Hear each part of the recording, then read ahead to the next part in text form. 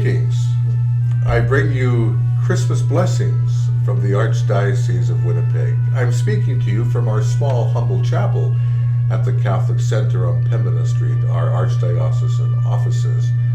I wish to speak to you today very briefly about these two beautiful seasons that we are celebrating in the church, wonderful times of the year, the season of Advent and the season of Christmas.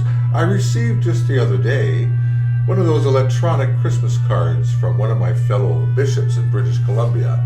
It's rather brief. I love the beautiful picture of Giotto's Nativity that is included in it. And the scriptural quotation is from Isaiah chapter 7, verse 14. Behold, a virgin shall conceive and bear a son, and shall be called Emmanuel, God with us. Doesn't that really sum up what Christmas is all about? How God has come into our lives as human beings and brought light into the world, brought hope to us. The memory of Christmas is a living memory, and that's why there's such joy in this celebration. And then the bishop says to me very simply, may the promise of Christmas bring you hope throughout the new year. Our hope is in Jesus Christ. Charles Dickens wrote several Christmas stories, short stories, one of which is about a man who lost his memory, his emotional memory. For some reason, he could no longer remember feelings of joy or feelings of suffering or feelings of kindness. He lost it all. And someone said to him, he said, you know, you're lucky because you don't carry any baggage with you. Your past is no longer there. Just look forward to the future. But unfortunately, this man without emotional memory could not draw from his heart any remembrance of feelings of joy or kindness, or indeed even suffering. And so he became a rather isolated and lonely man, rather cold, and he could no longer relate to people in their joys, in their needs, in their sufferings.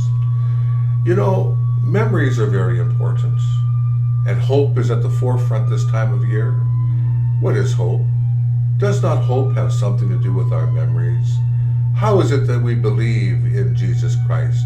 How is it that somehow in our past we have experienced a touch of divine love through others, through events, and so on? Advent are 4 weeks of many stories that foretold the coming of the Messiah, right until the time of the coming of John the Baptist.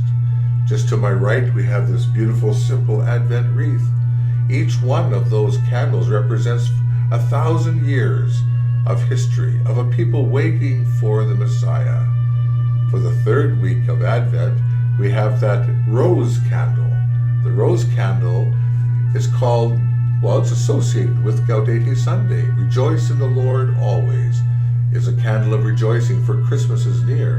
And all those many stories of hope that the Jewish people and Christian people take into their hearts, all those stories point towards, well, what Isaiah says today. Behold, the virgin shall conceive and bear a son, and shall be called Emmanuel. Emmanuel is a word which means God is with you. Yes, hope and memories are closely tied together.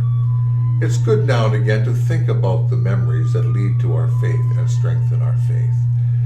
My hope for all of you, my prayer for all of you, is that the spirit of Christmas will reign strong in your hearts and will strengthen your faith and give you hope as you move into the future and live together this wonderful liturgical year that we have begun.